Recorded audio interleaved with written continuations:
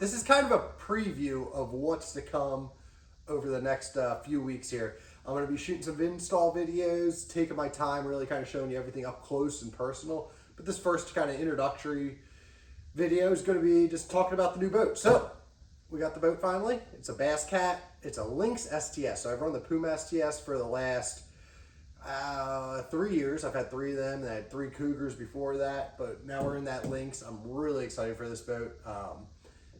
Something cool I'm going to do here before I sell the other boat is I'll do a kind of side-by-side comparison. And when I have them next to each other outside, we'll walk through and look at the Lynx, compare it to the Puma. You kind of give you an idea and get a feel of what's different, what's the same, and maybe what would best fit your needs. But going back to this boat, some of the things that we install every year on it, we're going to have right here going on the front. That's going to be where our Lowrance Ghost X is. This is a really solid trolling motor. I've run the Lowrance Ghost for 6 years probably now. I've had them since they first came out. And the Ghost X I've actually had on my last boat for a little bit there at the end. So really excited to put it on here. It's super powerful, quiet. It's going to pull your boat along, no problem. It's really great for that.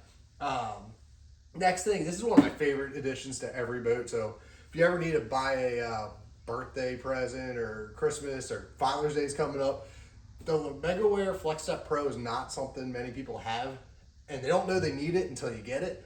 But this goes on the side of your trailer, and we'll do other videos, but it goes on the side. I put them right here. It folds down. You can either get up into your boat, or I use it a lot of times for lifting the middle box and grabbing rods and tackle and that sort of stuff out of it. So it really makes everything super accessible. The next thing we got is battery guards. This is a MegaWare battery guard. These go under your battery, so no matter what batteries you're running, you can put them underneath there. You cut them to size. They come in a 31 size.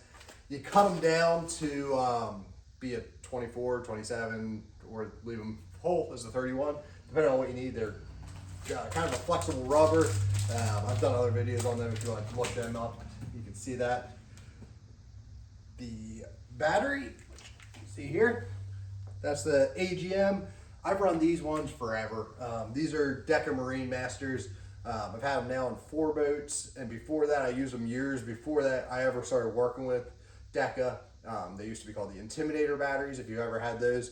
They kind of redid some things and rebranded them, and this is now the Deca Marine Master. But I run my trolling motor on it, so I have 3 in a 36 volt system, and I run 1 for graphs. I run my 2 Lowrances up front. I have a 16, a 12, and I have 2 12s at the console, live wells, everything. I've never had any issues with these batteries.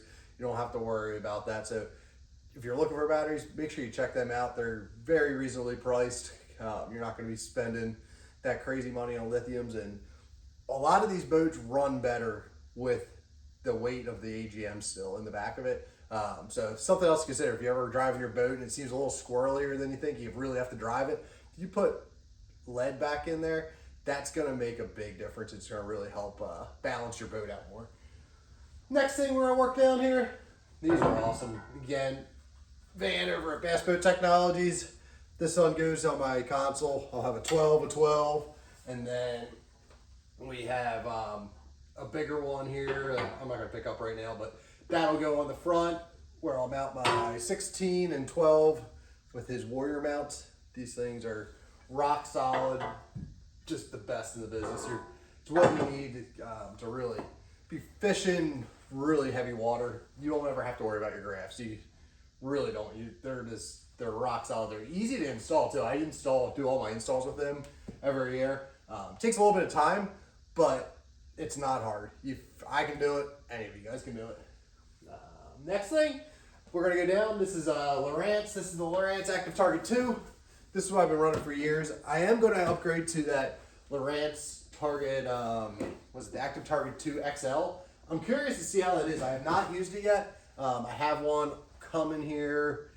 It's probably not going to be here, I think, until sometime in April, from what I've been told. So I'm going to have that on the boat here, to use it for March and April.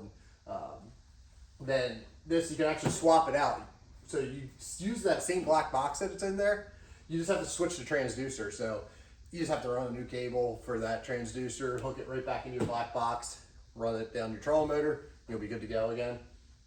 Then I have HDS Pro that's going to go on the front. It's a 12. I have a 16 HDS Pro that goes on the front for the active target.